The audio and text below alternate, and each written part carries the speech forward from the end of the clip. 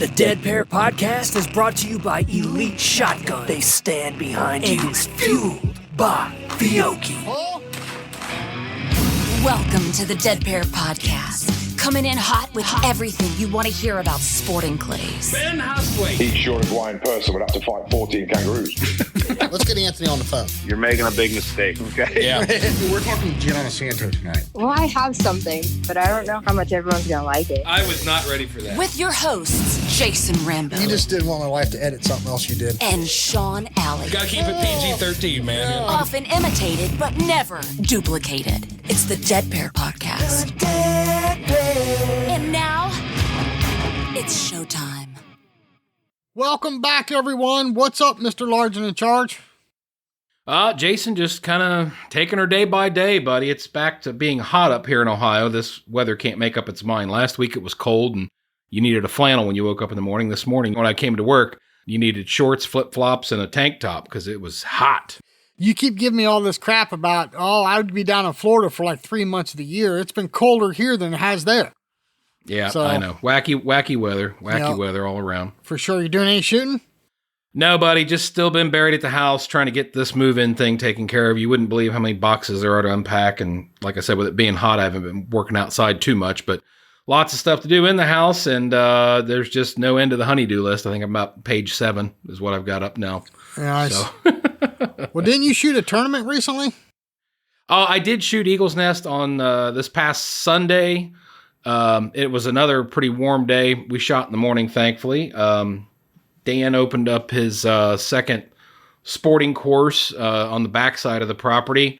Lot tighter than the original course, but I think he set some good targets. He always sets good targets.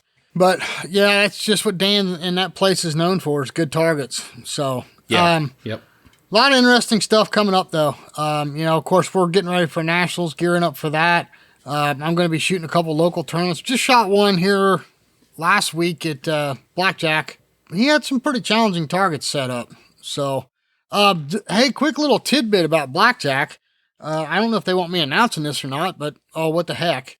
I actually put Bruce Potter, the general manager there, in touch with Dr. Grace, and they're going to be carrying some Otopro, the Impulse.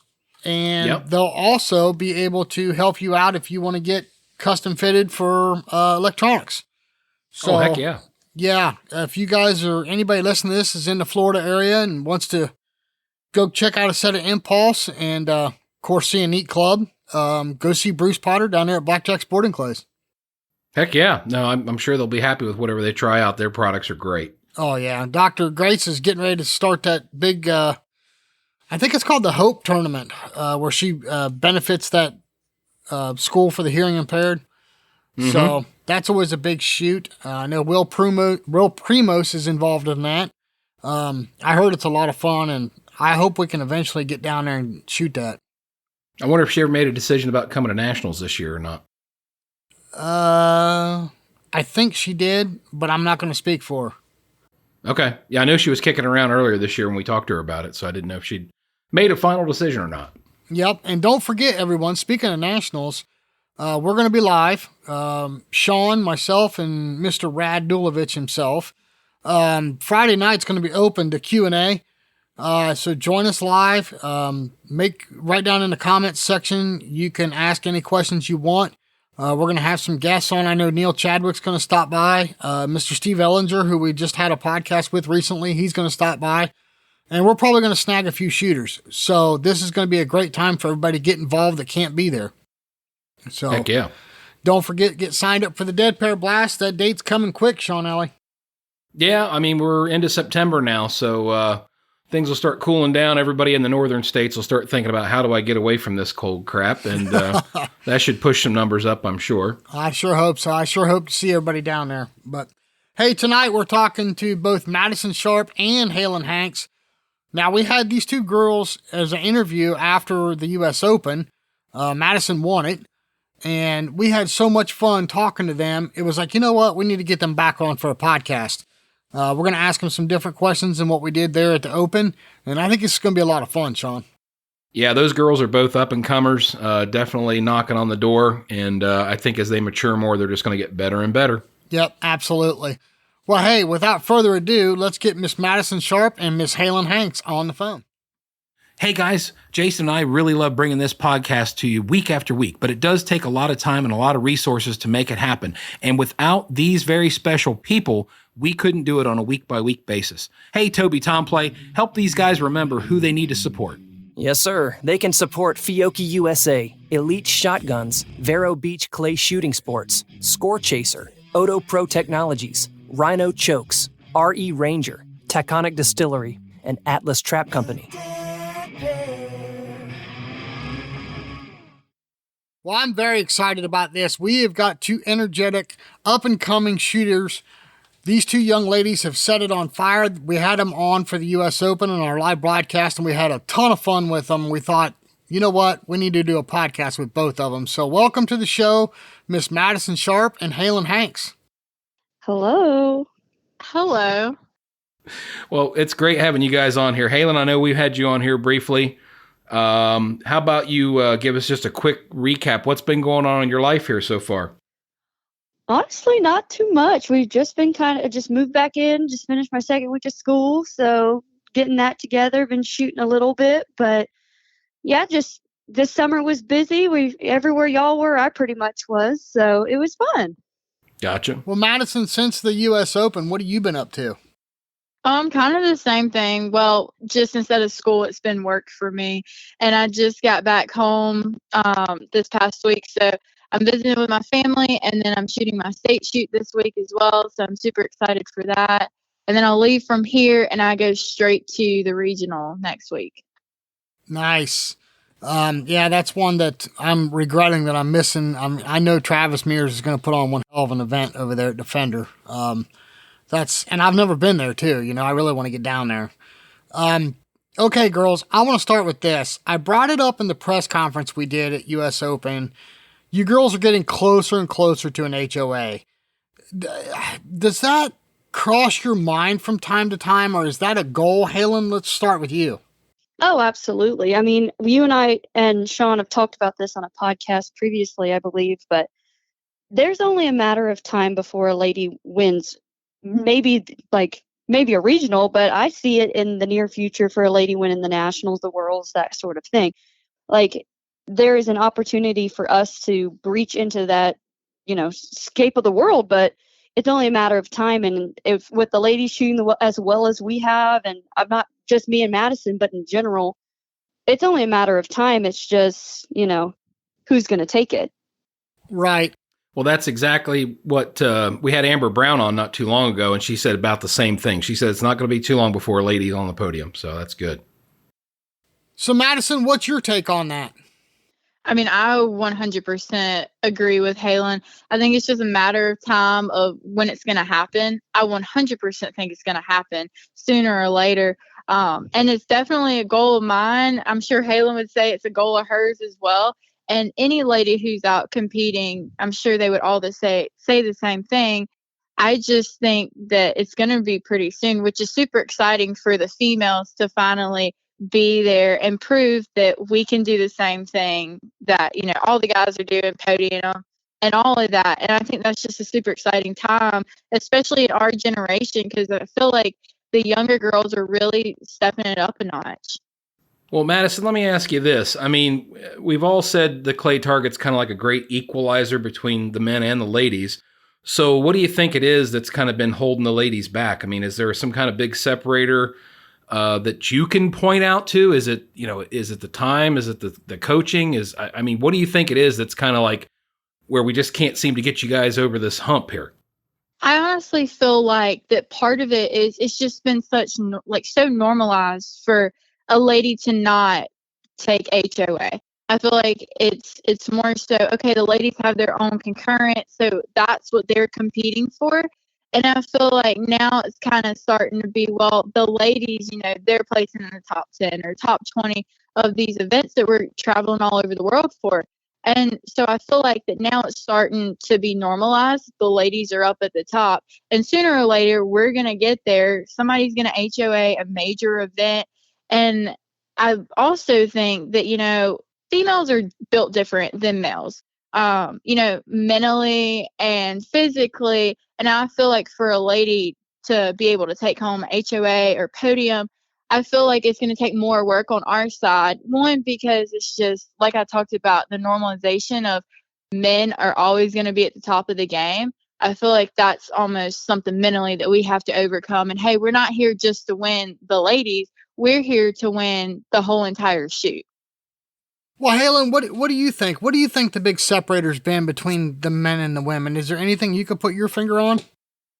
Honestly, I kind of agree with Madison. It's almost like it's been normalized for us ladies in particular. Like this, you win the ladies event. And if you win the men's event, congratulations. But it's like the ladies event is all, for years, that's what we sought after because that's, that door's never been opened before.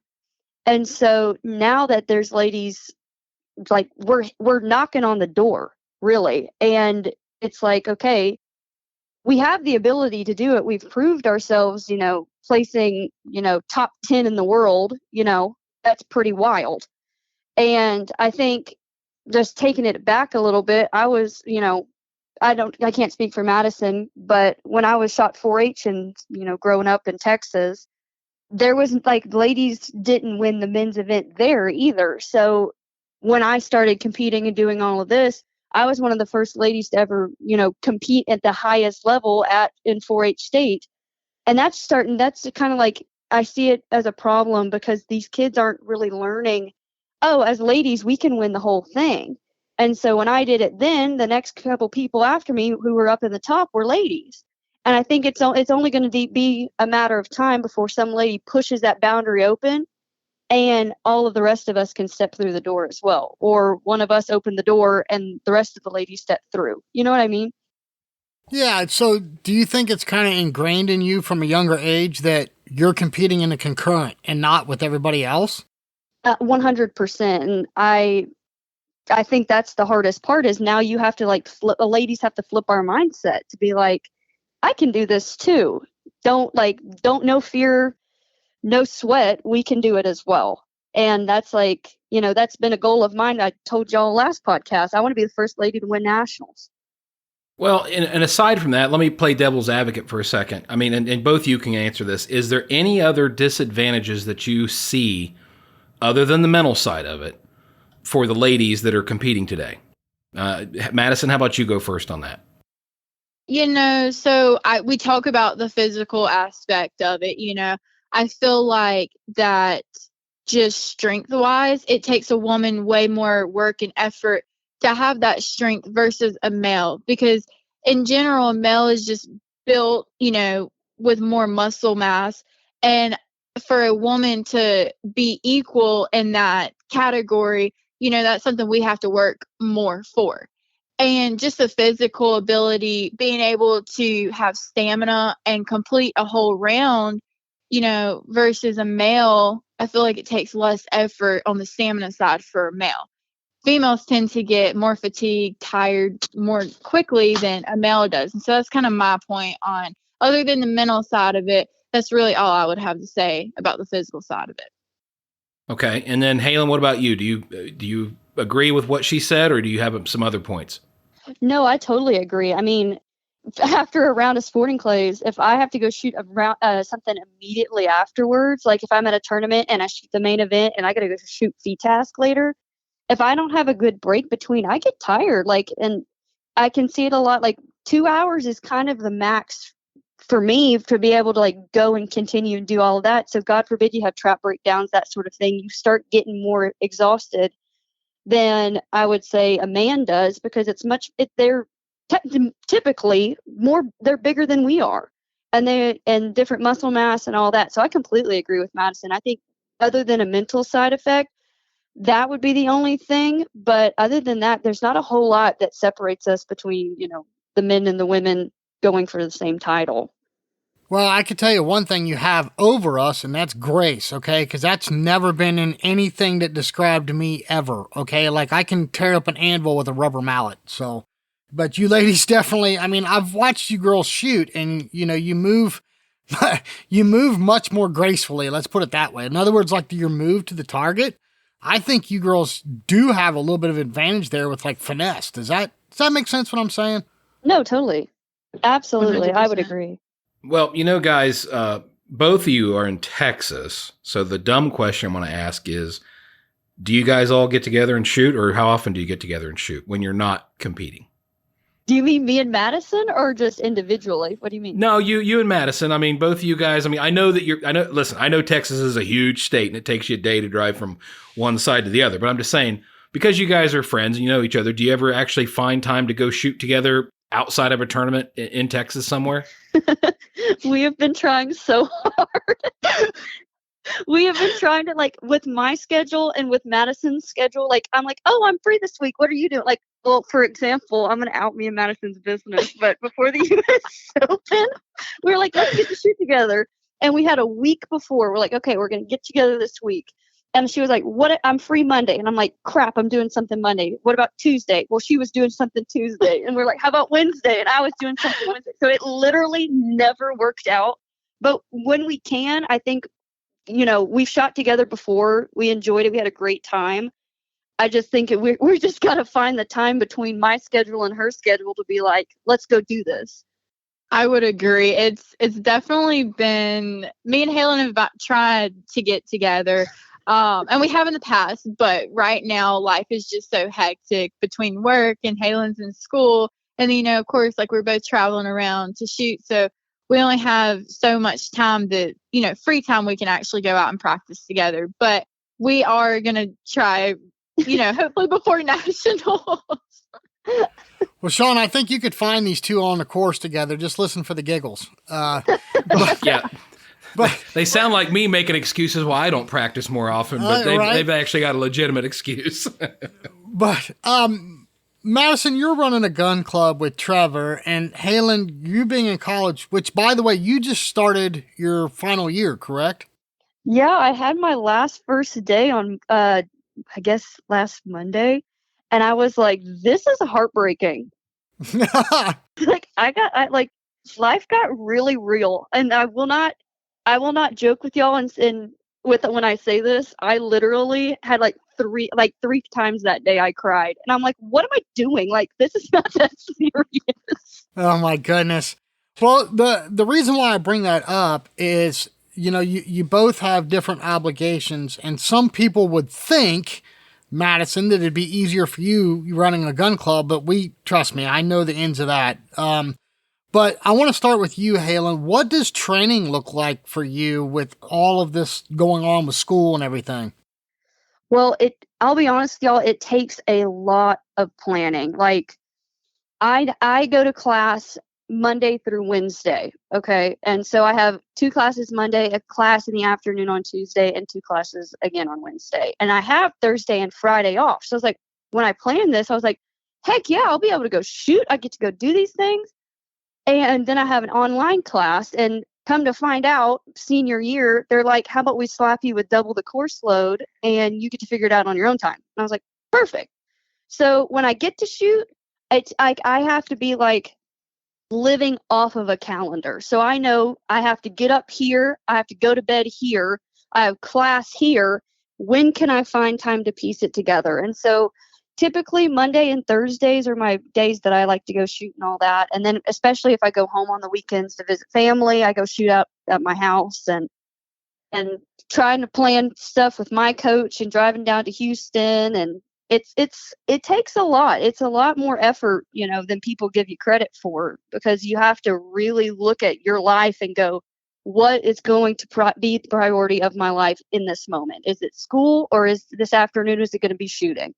So it's really a toss-up. It's whenever I'm free and whenever, I can actually get out to the range. Well, and I ask this because, a lot of us have busy schedules, so a lot of people can relate. Madison, what about you? Like I said, I mean, yeah, you're running a gun club, but that usually means less time to shoot, even though you're right there looking at targets all day long. I mean, you're exactly right. So what a lot of people don't realize is, especially during our busy season, summer isn't as bad. It's just so hot during the middle of the day. But spring, fall, being in Texas, I wouldn't say we have a super harsh winter, or this past winter wasn't super harsh. So I would say the majority of our customers, from early September up until June, we stay pretty consistent with clientele and all of that. And July and August is just too hot for people to come out and shoot. But with that being said, we're running events, we're planning events, we're working events, all of these things. There's a lot more that goes into than, Madison and Trevor's just at the gun club teaching today, or they're just setting targets. And I think that a lot of people don't realize that. And I get the question all the time, since you live there, do you get to practice all the time? And the answer is absolutely not. I wish we did. And for me, my practice schedule is more like, if we have 30 minutes free time here and there, or an hour, we're going to take an advantage of it, because we don't know the next time we're going to get to practice. We've gone 4 or 5 days without no shooting at all, and we're just working the whole time. And then there may be 2 or 3 days in a row we get to go out and go shoot. So there's never really a planned time for us, because we do have a job we have to get done. So it's kind of hectic for us, honestly. And I wish it was more so of, we're going to go shoot these days out of the week, and no, but we don't, because, we work at a gun club. We never know when people are going to show up, and having events planned out way in advance, that takes a lot of time. And that takes a lot of time just in preparation before the event even starts. And I think that's another huge thing that people don't understand, is how much time is actually put into these events days in advance. Well, and speaking of preparation, Jason and I were talking before we got you guys on the phone. Nationals is coming up. We're about a month and a half away. So what, I'm going to ask Haylyn first. What do you do, Haylyn, when preparing for the Nationals differently? I mean, do you do something differently when you're looking at the Nationals before, the shoot? I mean, do you have a kind of a set routine, or are you changing things up, or how do you kind of go into it? Well, can I ask Madison a question first? Because I want to kind of build on this. So, okay, sure. I mean, especially, for Madison in particular, like, and I know through coaching, and I assume y'all know through like working and doing all that kind of stuff with kids and working around the clays all the time. Madison, for you, does it, like, after you work all day, the last thing you want to do is pick up the gun and look, when you're looking at targets all day, the last thing you want to do is pick up the gun and be like, oh, good, I get to look at more targets again. I mean, that's 100% right. So, like, if I give a couple of lessons in a day, by the end of the day, all I want to do is go home, go shower, and go eat and go to bed. There's nothing in me that wants to go shoot. And I think part of that is because I just spent a couple of hours on the course. I've looked at however many targets, and, not only that, but I've also worked a full day, and no part of me wants to go out and go shoot targets. I'm just tired. Like, my eyes are tired, my body's tired, just all around. I'm just so tired at the end of the day, especially when it's long days. Yeah, but no, I just wanted to ask that too, because I know I feel the same way. Like, if I'm doing all day coaching clinics and stuff like that, I'm like, good Lord, if they ask me to pull a trigger, I don't think I'll be able to hit a thing.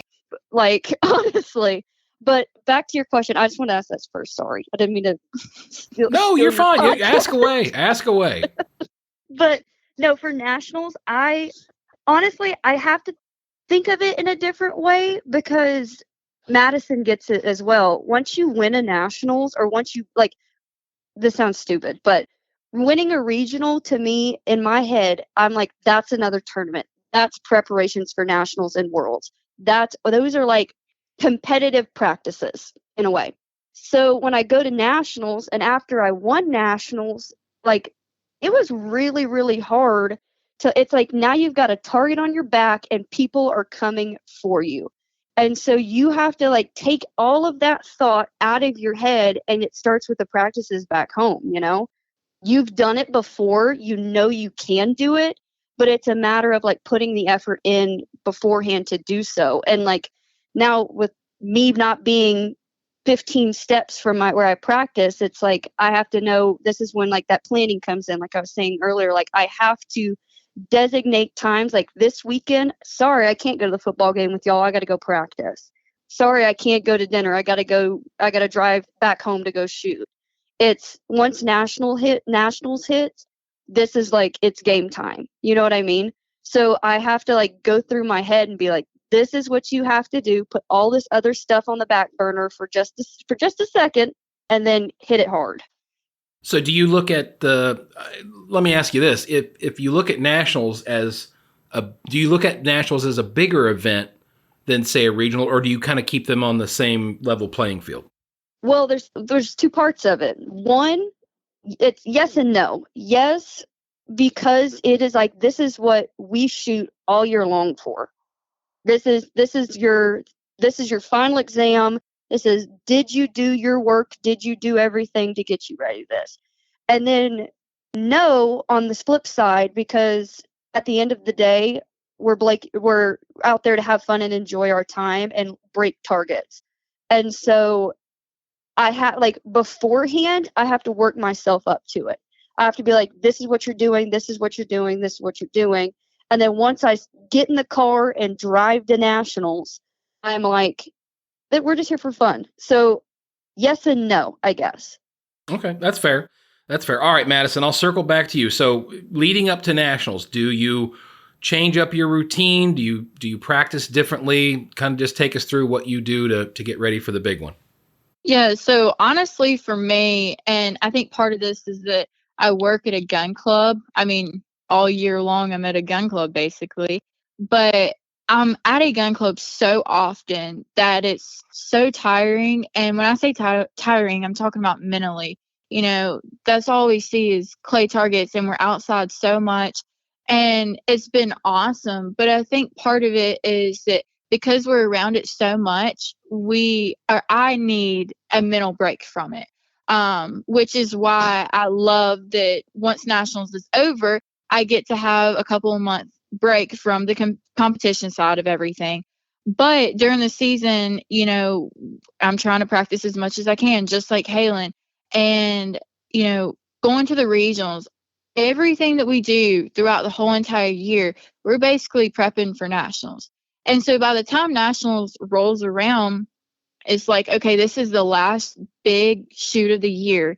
You know, what can I do to win it? And for me last year, something that I did that I've never really done before, and I think this is kind of where my mental game started to change for me and how I started to understand the mental game more and more, was I practiced super hard leading up to nationals. And then about a week before nationals, I put down my gun and I just stopped shooting. I wanted to mentally prepare myself more than anything at that point. And I feel like taking that little bit of break, because, and I think Haylyn would agree with me on this, we know how to shoot our shotgun. It's not about can we hit the target. It's about the mental game when we compete at a high level, like at nationals, and being in the lead and being in the position to win a national championship. It's more so how are we able to mentally prepare ourselves. Oh, so 1,000%. Yeah, and even more so, you know, a month or 2 months out, I was preparing for nationals mentally, but really the week leading up was, honestly, I was in a completely different mental state of, hey, like, I'm starting to understand the mental side of this. I can do this, and having the confidence and, you know, just reconfirming with my own self of, you know how to shoot your shotgun. Now you have to figure out the mental side and how can you do that. And so that whole week leading up to it, it was just me visualizing myself shooting. It was me visualizing targets breaking. It was visualizing getting there. It was visualizing, you know, what all the events I was going to shoot, talking to people, hanging around people, being at the club, going back to the Airbnb. And that might kind of sound crazy, but I even went to the extent of like eating dinner, because all of that is super important, especially when it's something you think about that plays a big part of your shooting game. Well, Madison, you know, with running a gun club now, I mean, I can see you continuing a career in this sport no matter what. But Haylyn, you're not too far from graduation and getting a real job, which I think you said you wanted $500,000 a year to start. Was that the comment? Remember, if Jeff Bezos is hiring, I'm not kidding. Like, I don't want to be like the robot stacker, but like, you know what I mean? But I did like, I'm game for anything, but yeah. So, but no, it's you're putting yourself in a different mindset when it comes to nationals. I mean, y'all, the boys know it. I don't know if Madison and I have ever really talked about it, but I told y'all when I won nationals, the one thing I was worried about was passing my accounting final. Like, yeah. The week beforehand, I was the same way as Madison. I didn't even touch the gun because I was trying to get all my homework done for nationals. I remember that. Like, Yeah. I was like, oh, actually, I won this thing. Holy shit, this is cool. And then, so it's like almost in a way, kind of like Madison. I was like, I got to get myself in a different headspace. But I was like, I got other things to do. Like, my life is, the shooting's always going to be here. My life is just busy in this moment. And it's going to be the same way this year. But it's like, you know, you have to like really separate and think about putting your mind somewhere completely different than thinking of shooting, but putting your, like it's building your confidence up. And I honestly think now it's funny that Madison did the same thing. That's the hack. Well, that's what I was getting at though, is are you, you know, again, I understand that you and Bezos or possibly Musk might be, you know, That's collaborating for this $500,000 a year. But anyway, are you going to stay in the sport and still compete at a high level, or do you think you might have to back off a little bit? Well, I hope upon everything that I can. You know, this is the craziest thing that I get to call my job. Technically, like this is the weirdest thing I do, and I don't ever want to give it up because most of the people, like everyone I hang out with here, we all shoot. In school, we shoot. Everyone I hang out with at tournaments, we all talk about the same thing. So imagine placing me, in the middle of in the freaking, I don't know, Apple workspace. And I'm like, I have no idea how to communicate with you people. You know, like I have nothing in common. And I would love to. This is kind of like whether that be coaching on the side or doing whatever. It just honestly just depends on, you know, if Jeff Bezos gives me a job. But, you know, I'm kind of up for anything, but I never want to put the gun away, period.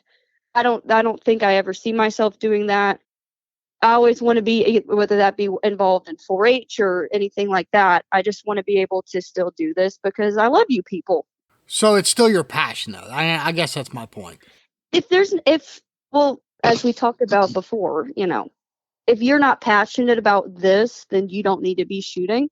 And I think that's something that I've always held dearly to my heart since I've been doing this for now working on my 14th year of shooting. If I stopped loving it, y'all would never see me again. But while I still have this passion and drive and want to do the best I can and, you know, still make these awesome connections like we have on this call, on this podcast, I don't think I could ever do that if I didn't pull the trigger. Yeah, it makes perfect sense. Well, I'll tell you what, guys, you know, we've had a lot of lady shooters on, a lot of talented lady shooters on our show. But, you know, both you girls are inspirations to the younger generation, especially coming up. You know, Madison, you do some coaching at your club. Do you particularly work with a lot of the ladies shooters or is anybody able to come and take a lesson from you?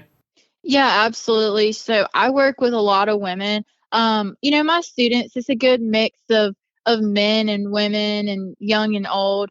But something that has been really touching for me is once I moved here, I found out they had a youth program at the club.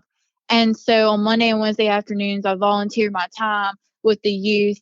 And we have, I don't even know, probably around 8 or 9 girls on the team. And they're just the sweetest. And it's just been so fun. Just in the year I've been there, it's been so incredibly fun to watch these girls mature and all the kids, but more so the girls, and watch them find a passion and love for the sport. And it's just been so cool. And, you know, watching them get better, of course, but watching them turn into young adults. And I can't wait to see where they're going to be at next year and the year after that. So I'm really excited for that and to be a part of, you know, the youth program out at Hog Heaven. Well, that's awesome because that's how we grow the sport, right? You got to get the younger generation interested and involved. And with what you're doing, I'm sure that's going to propel a lot of young ladies into fine shooters. Haylyn, what about you? I know you're not coaching right now, but have you ever kind of kicked around the idea, after you get out of college or? Yeah, I mean, I have been coaching. I've been doing it kind of like, for me, it's when I'm home and when I'm available, just because, currently I'm a full-time student. I gotcha. But yeah, this summer, if I was not traveling, I was coaching. Like, that is all I did. And most of my clients, I'm like Madison. I have young, old, male, female, whoever. But for me, being a lady shooter, I think I looked at the young lady shooters and I'm like, that was me, that was me however many years ago. And I look back now and I'm like, I want, they're going to be the next me and Madison one day. They're going to be the next, all the top lady shooters. They're the next us. And so I think helping grow that and build up that, foundation of you can do it. Take me as an example. And I think it's really special. And even with the boys, sometimes, my coach was Dan Carlisle and then Steve Liberta. So I grew up with drill sergeants as coaches and I love them near and dear to my heart. And sometimes with the boys, you got to get a little rough and tough on them. But, it's nice to see that is the new generation of shooters. So I think it's awesome. Like, I hope one day that they do take my spot. I want you to take my position. I want you to grow and build this sport when I can no longer do it. Along those lines, though, let me ask you this question, because since you're both coaching young ladies, do you see that there's any kind of like a hump that you have to get over with them to start shooting? I mean, do most of them come to you because they want to start shooting, or maybe somebody told them they have a potential to shoot? And do you have to, I would think most of the boys would probably want to get a gun in their hand and start shooting, but I guess, do you ever fight it with some of the girls as far as getting it in their head that, hey, you can do this? Oh, Madison, do you want to go first? Sure. So for me, and from what I've seen out of all the young girls that are wanting to get involved in the sport, a lot of it, I think, has to do with, their dad might introduce them to hunting, or their dad might bring them along to the course. And, they find a little bit of interest and seem that it could be fun for them. And really what I've seen from coaching the girls personally is, especially if they're new and they've never shot a gun before, the number one question is it going to hurt?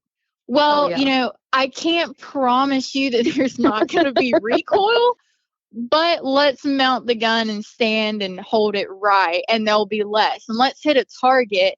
And I think that's something huge. Is I've seen people, just shoot the gun one time and just feel it. I think that's not the right answer, because they're sitting there waiting to feel the recoil. And I believe the right way to do it is throw them the easiest target ever and just let them smash it. And it creates a whole monster. It creates a whole new level of fun for them. And the recoil idea that's in the back of their head, it goes away most of the time. So that's from my experience. I wouldn't say that there's pressure for them to shoot. I would say that the girls that I've had come to me, it's more so they found interest in it, their own self, whether that's through family or through friends. And I'll even say that, some of the girls on the team, it started just in the past year, we've gotten 4 new girls. But just in the past year, those 4 new girls, they came from, oh, well, my friend, she's interested in shooting, so I'm going to bring her out and let her see what it's all about. And that's how, that girl ended up joining the youth team. So a lot of it is, hey, come out and just try this. It's a lot of fun. And then the moment they hit that target, it's like a whole new level of fun for them. And they understand where, how this could be fun. What about you, Haylyn? Anything different on that? Honestly, it's kind of the same thing. The only thing I'll add, when going back to what you said about pressure, is that correct? Yes. Okay. So the one thing that I feel like I see the most pressure in when it comes to young ladies learning how to pull the trigger is kind of the same thing that as all of us, male, female, they fear is, I don't want to miss. And it's it's almost like they don't want to embarrass themselves by missing. When I'm one day I had a student, this is with the situation came to me. She was like, I don't want to miss because I saw him not miss it or her not miss it. And I was like, babe, I've learned more from missing than I have ever learned from hitting, you know? And so I think it's almost like a self pressure rather than parental pressure. And it's awesome now because I know for me, Madison's probably can say the same thing, is we're getting a lot more the younger ladies than we've ever really had before. And it's like, oh my gosh, I want to go do this. I want to learn from Haylyn, or I want to learn from Madison. And it's like, cool, you drove this thing. And the first thing I ever ask, like my students, if you take a lesson with me, is I always go, what is something you want to learn from me today? Like, what do you want me to show you how to stand? Do you want me to show you how to hold the gun? Do you want me to show you how to hit a teal? Like, I want to know. And I always ask the kids first. And I know, as like from coaching for as long as I have, is I'm like, if the kid looks at the parent, then that's when I'm like, okay, maybe I'm going to have to draw them in a little more. But if the kid's like, girl, I need to figure out how to hit this target, you got to help me. Or I need to learn, I want to feel confident when I pull the trigger.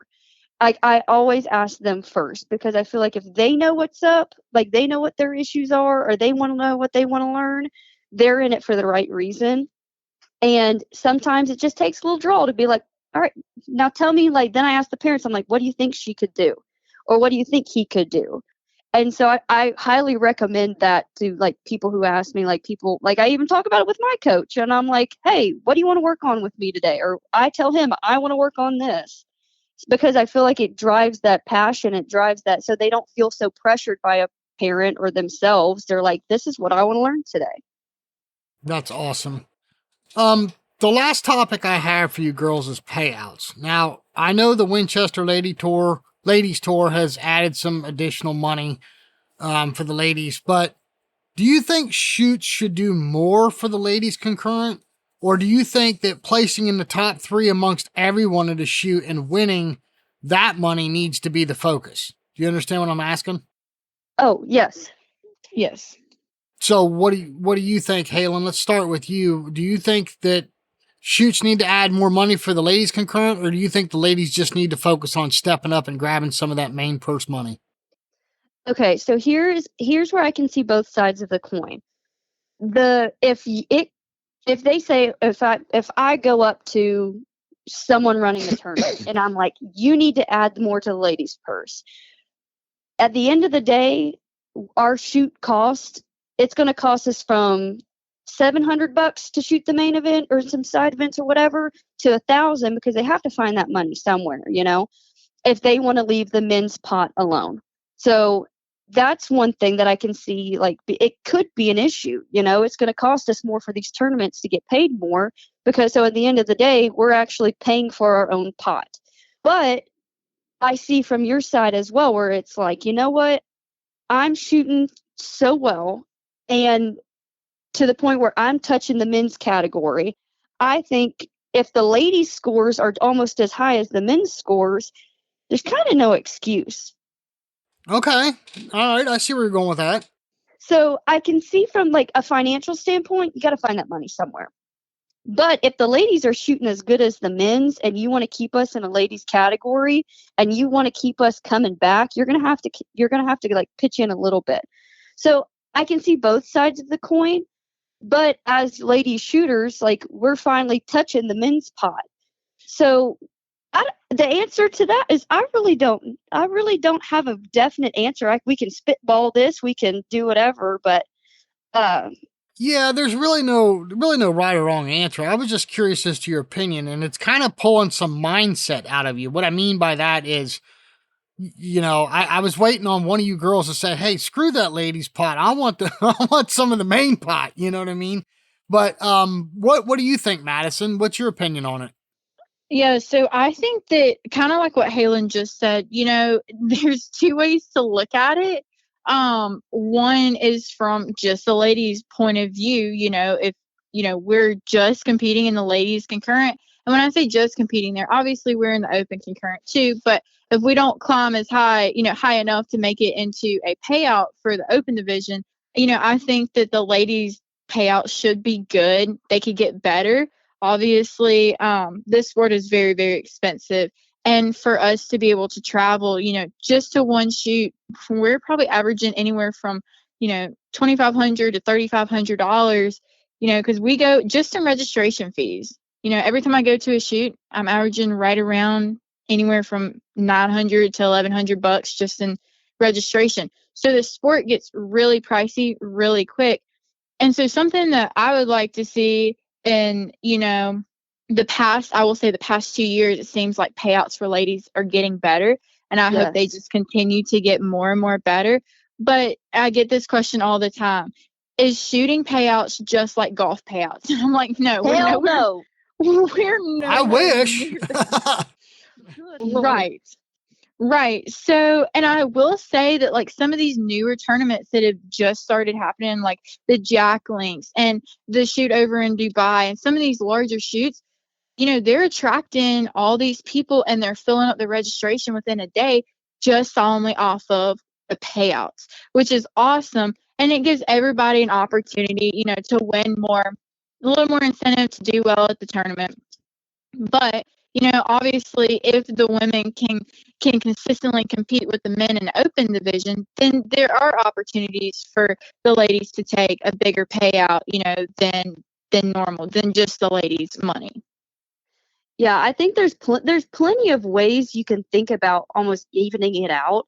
Like if it kind of goes up to the shoots and the higher up people than us shooters, but there's plenty of ways you can pay back the ladies or pay back concurrents as well. Like there's different ways you can do it. Like, when you shoot overseas, this is one option. You have in overseas, the ladies, there's the man category, and then there's lady category. So you could divide it as that, or you can lump them all together as one, or there's plenty of different ways to do it. But I think as ladies shooters, we're finally staking a claim in the men's category. And I think that's what Madison's bringing up, that point of the ladies payouts are getting higher. I think it just kind of came down to the nitty gritty of us ladies being like, let's get our shit together and let's actually start shooting better and let's make the men a little scared. I hate to say it. I like it. I like that attitude. That's you know what? That's awesome. I like that. That's a good answer. Yeah, that's the right attitude to have for sure. That's for sure. All right, guys. Well, Haylyn, we had you on the last time and we did rapid fire with you. Madison, are you up to doing the rapid fire questions? Absolutely. Okay. All right. Well, we've come to that point in the show. Jason, you trust me to do this? I'll let you have the floor. I'm going to give you enough rope to hang yourself. Let's put it that way. Okay. All right. Yeah, we'll see if I can't mess this up too bad. Let's do Madison first since she's never done it. And y'all did it to me. And I was like, well, what the heck, people? I don't think that's bad. Well, Sean, just so you girls know, Sean is really good at getting embarrassed by the women doing this. So no, that was Gianna. She definitely embarrassed me that one interview. But anyways, all right, let's start with the easy one. What kind of gun do you shoot, Madison? A Krieghoff K80 Parkors. Parkors. All right, and what's the length of your barrels? 32 inch. Okay, ported or non-ported? I have ported barrels. Okay, what about your chokes, fixed or screw-in? They're screw-in. I shoot pure gold 15s. Both barrels 15s? Yes, sir. Okay, what about your stock? Factory stock or custom stock? I have a custom Greenwood stock. Okay, and what kind of ammo is your go-to ammo? Remington Nitros, 1 ounce, 7.5, 1290s. 7.5, lady. Okay, all right, that's a new one. All right, what about, are you a vest or a shell bag person? A vest person. And what kind of vest do you wear? Castellani. Castellani, okay. What about your eye protection? Pila. Pila. And ear protection? Sound gear. Sound gear.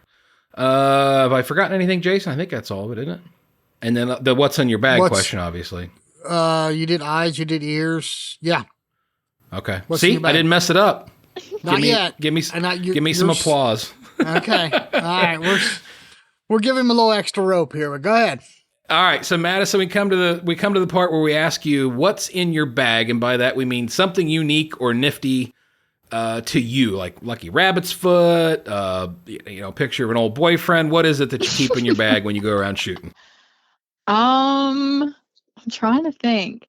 So I mean, I keep I keep eye drops in my bag. I feel like that's pretty important, and I keep snacks in there if that counts. What's your That favorite counts. snacks? I like Rice Krispie treats and beef jerky. Those are my go-tos whenever I'm getting tired. That's a Rice well-rounded Kri- meal right there. Rice Krispie treats and beef jerky. Yes. Got your little bit of sweet and a little bit of protein there. That's all That's good, right. Jason. There's nothing wrong with that. That's Yeah. a well-balanced meal.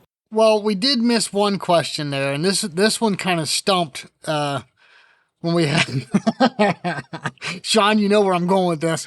All right, the I one do. question he missed was your point of impact, Madison. Where do you like your point of impact?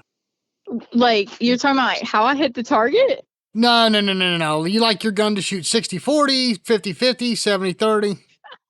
my gun shoots about 60-40. Okay, all right. Well, we had Amber on, and she was like, "What? What the hell are you talking about? I just pulled the trigger." So, but That's what I was now like, what it's the heck?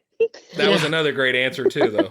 we've had, honest to God, we've had probably a dozen people email us and go, "Hey, when you guys do the rapid fire, can you ask what they like their point of impact?" I'm like, "Holy cow!" Okay. Next, they're going to ask, like what kind of shoes do they wear, and what kind of deodorant do they wear. It's like, Jamie, Christmas. So. Has anything changed with you on the rapid fire, Haylyn, as far as your equipment goes? I know you switched from Fiocchi to B&P, but I can't remember if you did that the last time we had you on the podcast. I don't think so. Well, y'all guys don't want me back. I told y'all, I was like, I am available. Give me a call. No, hey, listen, don't you remember the U.S. Open? We blame Sean on this. We had a unanimous decision. It was his fault, not mine. That's so. That's right. We'll just leave it like that. So- Typical. But, Yeah, I wasn't even there to defend myself. That's typical. I know. He literally chunked you under the bus. Oh, I'm so shocked by that. I can't begin to believe that Jason would have thrown me under the bus when I wasn't around. Yeah. That's all right. Him and Neil Chadwick threw me under the bus, backed up to see what they hit, and then took back off again last podcast. So More than once. Yes. But Haylyn, you did switch to B&P. What load are you running now with them? I'm shooting the Mox 1 ounce 1250s, and I kind of vary between 7.5s and 8s.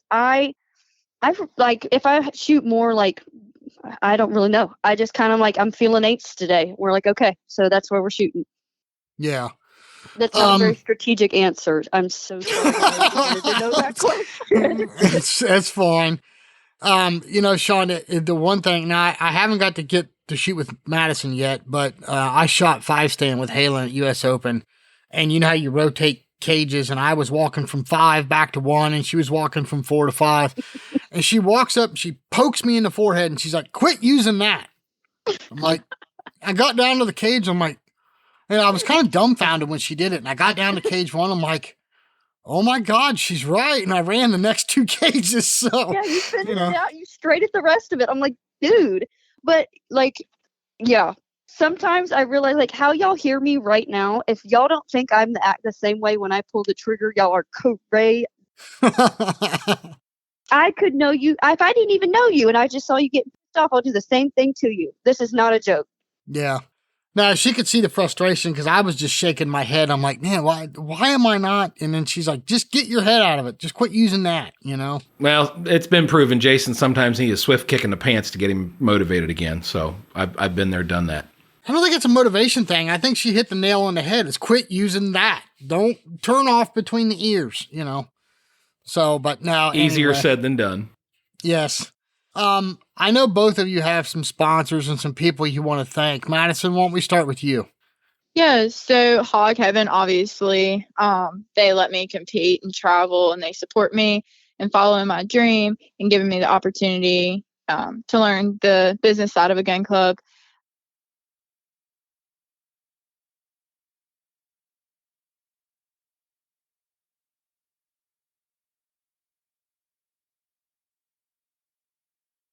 And then also Kids and Clays as well. Haylyn? Well, for my gun, I shoot a Blaser. So thank you to Blaser USA. Love y'all to pieces. A BMP, y'all create the most badass shell, in my opinion. I love them. Thank y'all. Castellani USA, I love, like, that's the only vest I've ever shot, and I will never change. Like, those are my people. Like, Mr. Dan, you are the man.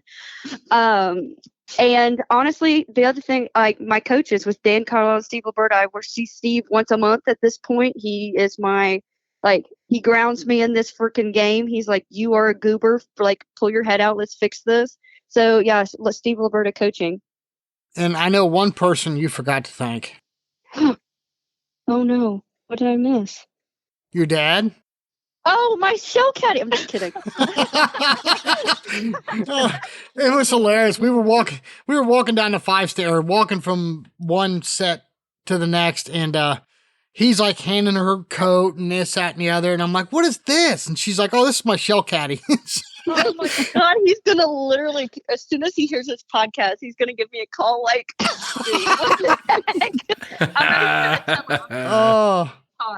But, yeah, my mom and dad and my sister, like, they are literally they are my best friends. Like, I could not do at anything what I do here. It could not have started without them. Like, they're the people who got me into this. They're the people who are like, they're my biggest fan and harshest critics, and I love them to pieces. Yeah, and I just want to say, you know, putting sponsors aside, like, family and the friends and the people who support us in this sport, it's a huge deal to us because there's so many sacrifices that they make for us to be able to travel and do this, especially when we were younger. You know, we couldn't drive, we didn't have jobs, you know. They were the ones, right, they were the ones who supported, you know, this idea of, hey, I want to go shoot my shotgun, I want to compete, and I want to be good. So without my family and my parents, I definitely wouldn't be doing this today. Not at all. So, you know, shout out to them, and Trevor. He's helped me tremendously with my shooting and to have somebody to help push me to be better. And, you know, he's coming back into the shooting world nice and strong. So I'm really excited for him and proud of him as well. So. Yeah, he's overcame a lot for sure. Sean, something just dawned on me. Something both these girls just mentioned. Now I know why my dad didn't introduce me to this sport until after I'd moved out of the house. Since you were paying your own bills. Well, obviously. Yeah, so they wouldn't have to cart us around and pay for all of our shells. That's what it is. Like that, like, I could not imagine, like, well, first of all, I can say this for me, and I don't know about for Madison, but I think we live very parallel lives when it comes to this, so it could be so true. If my parents would have known how much this sport costs, I don't think I'd be here. Well, they would have probably bought you a horse instead, right? Would have been cheaper, right. I'm sure. We're hay farmers, and I was like, okay, well, we'll try horses and all that. And I was like, this is ridiculous. And so I, you know, they would have been like, you should have stuck to softball or volleyball. You would have been good at that instead of putting a gun in my hand, and I spend way too much money on it. But, you know. But yeah, oh my gosh, y'all. Well, I can tell you right now. Absolutely. Okay, this goes for, I guess, for all of y'all, Madison included. Okay. What is something like, since y'all have started this sport and started doing really, really well in this sport, is there something like a moment, I guess, Jason and Sean, like a moment in y'all's career where y'all were like, this is what I wanted to do for the rest of my life? Well, I can stop you right there. I never have done really, really well, so. Oh, well, whatever. You know what I mean. I've always been passionate about it. I mean, you can ask Sean. I mean, that's just the way I am. And when I was racing, I was neck deep into racing and nothing else mattered. And when I quit racing and got back into this, because my dad had introduced me to this in the mid-90s. But when I got back into this, I just fell in love with it all over again and was neck deep into it. And, you know, I even quit my job and started Clay Range Design Works because I wanted to be around it all the time. And now there's some people that have been on this their whole life and probably looking at me like I'm nuts, but it's a hard way to make a living, but it's been the highest highs, I can tell you that, and some of the lowest lows. As far as shooting goes, you know, I don't make my living with shooting at all. Thank God, because my family being a dryer box under a bridge somewhere. But I don't know. I think it's the people more than the shooting. Yeah, the shooting's fun, but it's the people that I enjoy so much. You know, that's what I love about it. I love that. That's so cool. Yeah, and I'll just say this. You we all started shooting back in 2017. Jason, my buddy JD, and me. And I think we were doing it as kind of a way to find something that we could, bring us back together again. Because we've all lived busy lives and had, family and stuff. And, you try to find a way to spend time with your buddies whenever you can. So this definitely was a good thing for us. We enjoyed the competition. We went to our first tournament and then we were hooked, even though we did terrible. But since then, it's been a really great ride, just kind of working up through the ranks for me, making it all the way to the master class, back again, back and forth. And the people, definitely, as Jason's touched on, the people in this sport, they're some of the greatest people I've ever met in this sport. I mean, fantastic people from all over the country, all over the world, as a matter of fact. And the podcast was just another level to all of this, to where, not only are we talking about people that are here in our hometown, in our state, in our country, but we get emails weekly from people from Australia and England and you name it. I mean, there's people writing us all the time, asking us questions or thanking us for what we're doing. So that's been a really, really cool thing. And again, it's a great sport. I wish it was it could grow a little faster and open the minds of a lot of people that may be anti-gun or anti-firearm, because it's such a cool sport. It is a little bit on the expensive side. So yeah, you do have to have a little bit of money to play with, but it's a great sport. It's something you can do. And I think the whole family could be involved. So yeah, it's been a good thing. I look forward to it, shooting for many, many years. Oh, that's great. What about you, Madison? So I guess for me, something that really drove me to, I want to be good at this, and I enjoy this, number one. But so, and I've only shared this on one other podcast, and I don't tell people this. So this is me kind of being vulnerable here for a second, I guess you could say. But when I was probably 14 or 15 at the time. I mean, I was still a kid. I actually had a youth coach tell me I would never win anything and I could never do it. And I didn't have it. And so I think from that moment on, that was my driving factor for me. And the thing that gave me determination of, I want to be as good as I can be and I want to win. And I think just after winning my state shoot, a 2-day event, that was the first 2-day thing I won. It was like, oh, like, okay, he was wrong. Like, I can actually do this. And so then from there, it was like, I just want to prove him wrong even more. Well, my God, sister, have you done that? Yeah. Well, thank you. And so I think for that, but working in the industry wise, I would say after I went to my first day of class in organic chemistry 1 and metabolism 1, I was like, yep, I don't want to go to medical school. I want to just I just want to finish college and graduate, and I want to work in the industry. So, but no, on a serious note, just, kind of after working with the kids and getting to know the people and getting to understand the industry, it's just given me a love for, what we do and the sport that we're in. So I'm very grateful and blessed that I've had this opportunity and hope to have many more in the future. Well, I know it's not the right way to handle it, but I hope you sent a picture of you with your trophy from the U.S. Open back to that guy and told him to kiss your butt. But sign it and give it to him. Yeah, there you go. Yeah. Well, anybody that's been listening to this, I'm sure they got a taste of what these two girls are like. They're a lot of fun. If you see them in a shoot, go up and harass them, bother them. No, I'm just kidding. But no, please do. We love it. We love it. Yeah, they're fun to talk to. They're fun to be around. And it was a no-brainer to get them both on here at the same time. So, girls, thank you very much. I know how busy both of you are. We've talked about that on this episode. So thanks for spending some time with us. We really appreciate it. Well, thank you for having us. Like I said, I will harass you all the time until you get me back on. This is so fun for me. It's nice to talk with people in a shooting sense, and that we're not sitting around a picnic table at the range. Like, it's nice to get to know other people. Like, that's why I ask the questions I do. It's like, it's nice to know we're all human, even though we do this crazy sport for a living. So I just thank y'all, and thank y'all for building this platform to allow us to do this. Yeah, and I agree with Haylyn. Thank you for having us on and being able to share with the world, what we're doing and just how we're living out our dreams and sharing, all the latest and greatest in the sport. and just giving other people opportunities that may not have access to, coaches or instruction where they're at. So maybe, this podcast can help one person. And I mean, this is just awesome. I mean, y'all keep doing this, because I've heard so many good things about this podcast, and, it's been a blessing to others. And just to have me and Haylyn, for y'all having us on here, it's been a really awesome time. Well, thank you. We appreciate that. One last little quick thing. Madison, if anybody is in your neck of the woods, first of all, tell us where your club is at in Texas.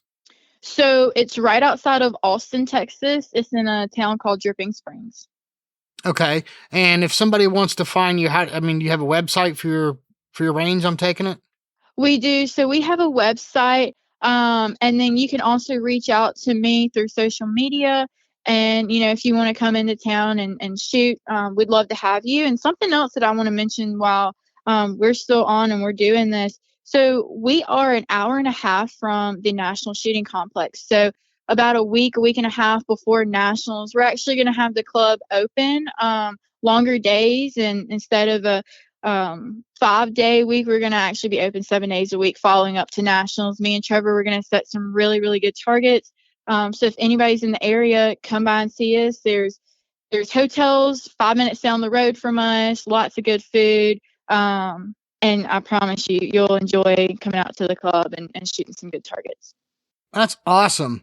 Haylyn, I know you got a busy schedule, but are you taking new students in your off time? Oh, absolutely. Yeah. I mostly work out of Houston, that Houston area. So people around Texas, that's where that's where my domain is. Sometimes I work out in Huntsville, but at my house. So I have machines there and I just set them however I want to do, and people come out and shoot with me. But yeah, I travel, I leave right before Nationals to Louisiana. I just got back from Beaumont, working in a little subdivision outside of Beaumont where they have a range. I've been into Waxahachie. I go everywhere, but most of the time it's Haylyn Hanks on Instagram and Facebook, and you name it, it's me. But yeah, I love working with people. I love help growing the sport. And so if you're interested working with me, give me a call. Yeah, it's been an absolute pleasure to have you ladies on. I've smiled the whole time. You guys are a great interview, and I can just feel the energy both of you have and the joy that you have for shooting this sport. So it's been a lot of fun. Can't wait to run into you. Probably at Nationals will be the next time we'll get a chance to see each other.